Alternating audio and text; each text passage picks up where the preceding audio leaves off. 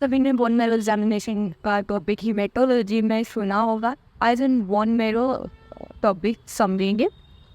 उससे पहले आप सभी ने बोन्स के बारे में एनाटमी में समझ लिया होगा। आई थिंक ऑलमोस्ट स्टूडेंट्स को बोन्स टॉपिक पढ़ा ही होगा, ऑलमोस्ट ने पढ़ा होगा।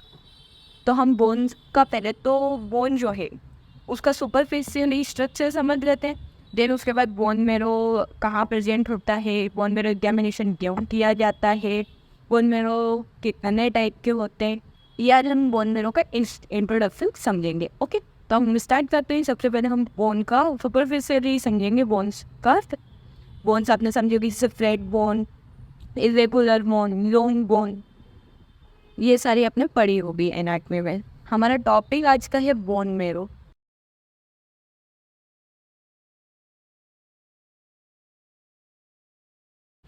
हम पहले तो नॉर्मल बोन का स्ट्रक्चर समझ लेते।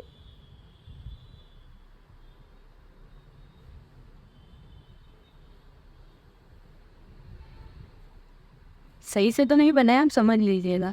ये ऊपर का है एपिफाइसिस, नॉर्मल बता रही हूँ मैं, थोड़ा थोड़ा जिससे आपको थोड़ा रिमाइंड मिल जाए। डायफाइसिस, यहाँ पे ब्लड वेसल्स निकल रही होती है, ठीक है। अब मैं बताती हूँ कि बोन मेरो कहाँ प्रेजेंट होता है। बोन मेरो यदि हम ये एक बोन लेंगे, उसका सेक्शन को बीच में से काटेंगे, हम ये काटना है तो इस टाइप का हमको स्ट्रक्चर होगा, ये पूरे में प्रेजेंट होगा। इसको बोलते हैं हम बोन मेरो। क्या बोलते हैं? Bone marrow. अब हम इसको समझते हैं।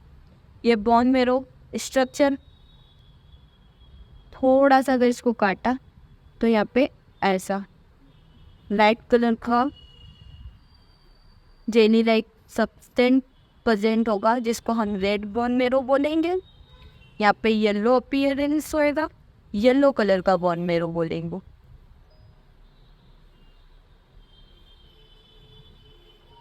ओके, ये जो लेयर होती है पेरिओस्टियम की बनी होती है, ठीक है।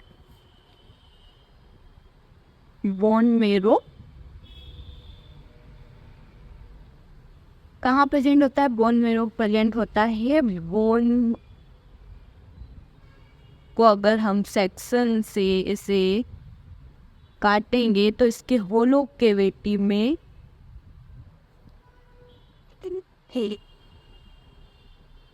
सॉरी मिस्टेक हो गई, होलो कैविटी में बोन मेरो प्रेजेंट होगा, ठीक है। बोन मेरो टू टाइप के होते हैं, रेड बोन मेरो,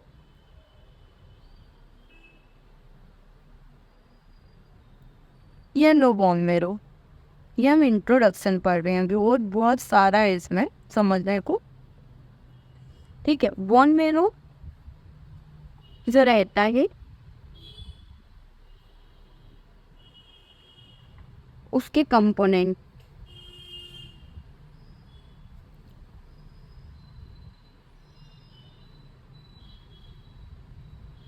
haemopoietic cells, vascular, sinusoids, fibroblast, fat cells और मैक्रोफेजेस।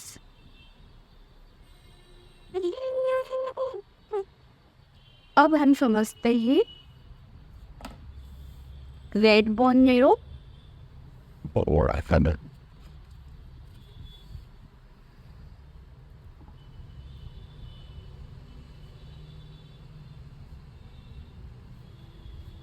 रेड बोन मेरो को बोलते हैं एक्टिव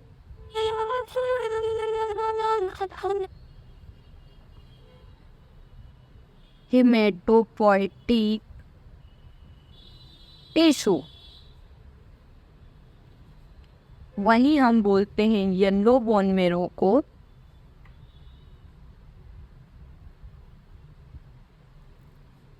इनएक्टिव फैटी टिश्यू, इसको हम जो हीमेटोपोइटिक टिश्यू क्यों बोलते हैं, इसमें लॉट्स ऑफ अमाउंट में हीमेटोपोइसी जो प्रोसेस होगी ब्लड सेल्स बनने की, उसमें आपने देखा होगा स्टेम सेल्स आती है। सबसे पहले स्टेम सेल के बाद प्लूरिपोटेंट हीमेटोपोइटिक सेल आती है, जिससे हमारी इरिथ्रोसाइट, ल्यूकोसाइट्स और प्लेटलेट्स हमारी बनती है। वो इसमें नोट्स अमाउंट में प्लूरिपोटेंट हीमेटोपोइटिक सेल्स प्रेजेंट होती है। इसका काम भी सबसे ज़्यादा, मतलब इसमें आरबीसी जो रहती है वो बनती है, इसलिए इसके सबसे ज़्यादा ब्लड सेल्स जो रहती हैं वो बनती हैं इसमें। और रेड ब्लड सेल्स भी बहुत ज़्यादा उसमें आरबीसी का फॉर्मेशन होता है, इसी कारण इसको हम रेड ब्लड सेल्स बोलते हैं। येलो बोन मेरो क्यों बोलते हैं इसको, इसलिए फैटी टिश्यू और फैट सेल्स प्रेजेंट होते हैं, फैट सेल्स प्रेजेंट होते हैं, ठीक है। फैट सेल्स प्रेजेंट होते हैं जिसके कारण फैट जो सेल्स रहती है उसमें येलो कलर अपीयर होता है। जैसे एग्जांपल दे दूँ मैं, जैसे घी का रंग आपने देखा होगा एकदम थोड़ा सा अमाउंट में येलो कलर प्रेजेंट रहता है, एकदम लाइट येलो कलर। तो जो ये गेन कर रहे हैं, जो खा रहे हैं हम, जो फैट्स खा रहे हैं जिसके कारण फैट बन रहा है और फैट सेल्स बन रही है और वो स्टोर हो रही है, तो लाइट एकदम लाइट कलर में बीचों बीच फैट कलर अपीयरेंस होता है, इसलिए इसको येलो बोन मेरो कहते हैं, ठीक है। सबसे ज़्यादा काम रेड ब्लड सेल्स का होता है। अब हम ये देख लेते हैं रेड बोन मेरो चाइल्ड में और येलो बोन मेरो दो में। इनका टोटल बोन मेरो का अमाउंट देखेंगे पहले हम। वॉल्यूम 3000 से 4000 ml होता है और स्लीप 2 मिनट चाहिए सब अंदर। रेड बोन मेरो का amount 1500 ml, yellow bone marrow का अमाउंट, वॉल्यूम बोल सकते हैं, अमाउंट वॉल्यूम जो बोलना चाहें आप, 1500 ml रहता है। दोनों 50-50% प्रेजेंट होते हैं नॉर्मल एडल्ट पर्सन में। चिल्ड्रन में जैसे बताया था मैंने, हीमोग्लोबिन ज़्यादा होता है, आरबीसीज का प्रोडक्शन ज़्यादा होता है, उनमें ज़रूरत भी ज़्यादा रहती है, तो बिल्कुल मतलब बिल्कुल पैदा हुआ हुआ बच्चा रहता है, वो देखा हुआ आपने, बिल्कुल रेडिश स्किन होती है उसकी सबसे ज़्यादा लोट्स ऑफ हैंड में ब्लड सेल्स रहती है और रेड बोन मेरो का जो एरिया रहता है वो भी सबसे ज़्यादा होता है उसमें। तो यहाँ पे 70% रेड बोन मेरो होगा और 30% येलो बोन मेरो। फिर एजेड जो रहते हैं उनमें 30% बोन मेरो, क्योंकि देखा होगा कि एज होती जाती है, हीमोग्लोबिन डाउन होता जाता है, इसी कारण जैसे जैसे बड़े होते हैं वैसे वैसे ना येलो बोन मेरो का एरिया ज़्यादा होता जाता है। एजेड होते हैं तो 30% रेड बोन मेरो, 70% येलो बोन मेरो। बहुत कम अमाउंट में यंग रहते हैं तो बहुत जल्दी आईसीसी हीमोग्लोबिन बढ़ जाता है, लेकिन बुजुर्गों में बहुत ज़्यादा प्रॉब्लम आती है, ठीक है। अब हमने अभी यहाँ पढ़ा था ये कंपोनेंट्स, अब हम इसके बारे में पढ़ते हैं, ठीक है। बोन मेरो कंपोनेंट आपको दिख रहा नहीं, सबसे पहले था हमारा हीमोपोइटिक सेल्स। जैसा कि मैंने बताया कि सब ब्लड सेल्स का निर्माण हो रहा है, सारी blood haemopoiesis blood cells formation ज़्यादा हो रहा, इसलिए ये काय में प्रेजेंट रहता है, रेड बोन मेरो में, ठीक। सब चीज़ें। दूसरा आता है आपका वैस्क्यूलर साइनोइड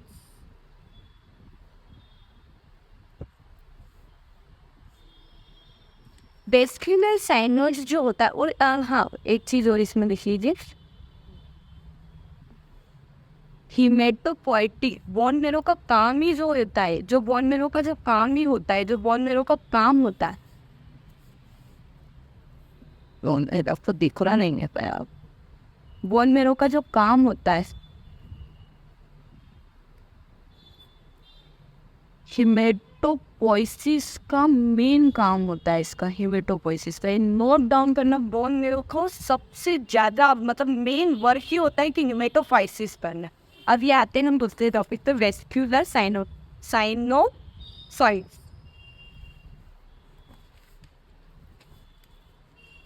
इसके पास में क्या रहती है, इपिथेलियल। आपने देखा होगा सब तो मतलब बोन्स को भी जरूरत होती है।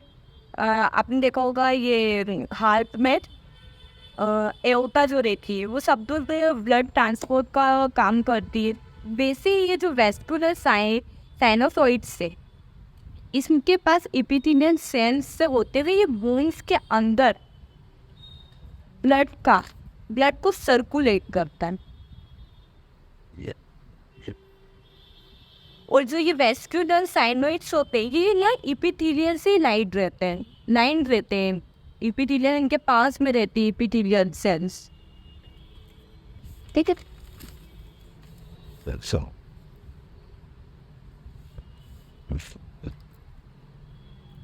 उसके बाद तीसरा आता है आपका, तीसरा आपने पढ़ा था फेब्रोब्लास्ट।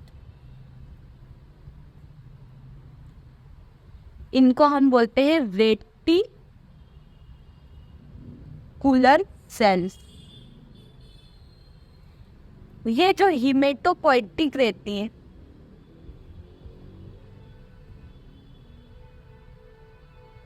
सेल्स जो होती उसमें फ्रेमवर्क का काम करते हैं।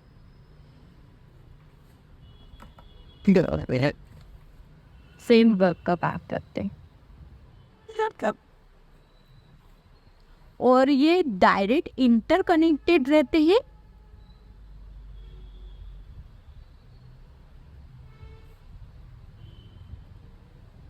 वेस्क्यूलर साइनोसॉइड्स से। नेक्स्ट आपने पढ़ा था फैट सेल्स, जो कि प्रेजेंट होती है येलो बोन मेरो में। इसका काम होता है जब रेड बोन मेरो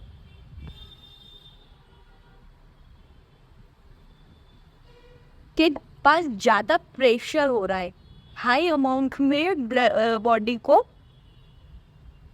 ब्लड सेल्स या आरबीसीज की हाई अमाउंट में ज़रूरत पड़ रही है और ये नहीं प्रोटेक्ट कर पा रहा है रेड बोन मेरो, तो येलो बोन मेरो इसको सपोर्ट करता है।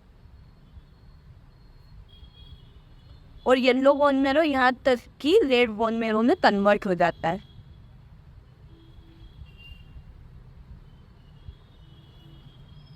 ये काम होता है इसका। और मतलब इसका पूरा सपोर्ट करता है, मतलब जितना अगर ज़्यादा से ज़्यादा मतलब नहीं बना पा रही है वो, और बहुत हाई अमाउंट में ज़रूरत पड़ रही है, तो येलो बोन मेरो इसका सपोर्ट करेगा। इसके बाद आता है मैक्रोफेजेस। मैक्रोफेजेस का मतलब आपको पता ही होगा, ये बाहर के जो भी फॉरेन पार्टिकल रहते हैं उनको एंगल्स वगैरह कर लेती है, बहुत ज़्यादा वो करती है। लेकिन इसमें इसका एक ही काम नहीं है, बोन की मैक्रोफेजेस में इसका एक ही काम नहीं है। ये सबसे पहले तो हिमेटोपोइसिस जो रहता है या बनती है ब्लड सेल्स, ये हिमेटोपोइटिक ग्रोथ फैक्टर इनिबिएट करता है। ग्रोथ फैक्टर्स का इसके लिए, हिमेटोपोइसिस के लिए ये ग्रोथ फैक्टर का फॉर्मेशन करेगा, इनिबिएट करेगा सब्सटेंस को। फेगोसाइटोसिस, वही फेगोसाइटोसिस का मतलब तो पता ही होगा, इंगल्फ करता है। कुछ भी एबनॉर्मल वायरल इन्फेक्शन हो गया, कुछ प्रॉब्लम हो गई, तो जो भी सेल्स आएगी या फॉरेन पार्टिकल्स आएंगे उनको इंगल्फ करता।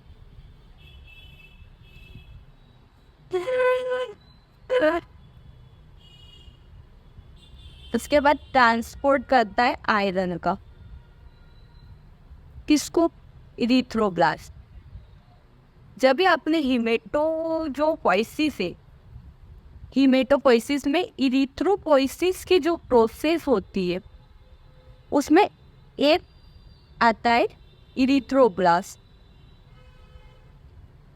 जिसमें एज भी अपेयर होता है।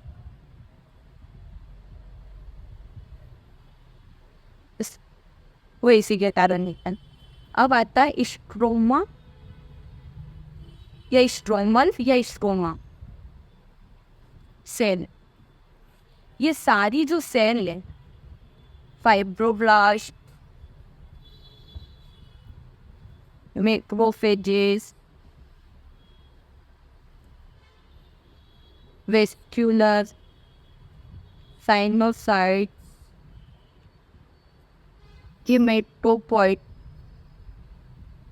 सेल्स, इन सब को मिला के हम बोलते हैं स्टोना सेल। बहुत वो सिंपल है।